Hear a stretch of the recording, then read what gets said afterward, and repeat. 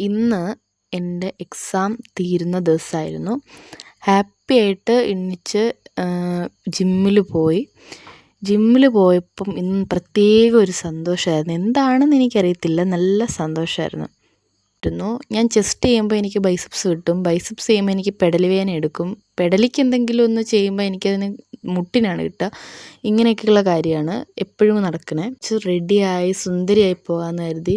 സാധാരണ വീട്ടിൽ നിൽക്കുമ്പോൾ വൃത്തിയായിട്ടും വെളിയിലോട്ട് ഇറങ്ങുമ്പം കൂറയായിട്ടുമാണ് ഞാൻ പോകാറുള്ളത്. പക്ഷേ ഇന്നതൊന്നും മാറ്റി പിടിക്കാൻ വേണ്ടി ഒരുങ്ങിയാണ് പോയത്. മുട്ട കഴിക്കാനിരിക്കുന്ന ടൈമിൽ ഞാനും അമ്മയായിട്ടുള്ള സ്ഥിരം സംഭാഷണ വേളകൾ കഴിഞ്ഞ് ലാസ്റ്റ് മിനിറ്റിലേ ഇറങ്ങത്തുള്ളൂ. അതെനിക്കൊരു പതിവായതുകൊണ്ട് അമ്മയ്ക്ക് വലിയ പുത്തിരിയൊന്നുമല്ല. ഇന്നും മുളക് ചമ്മന്തിയൊക്കെ ഉണ്ടാക്കി വീട്ടിൽ വന്നിട്ടാണ് ഞാൻ ലഞ്ച് കഴിച്ചത്.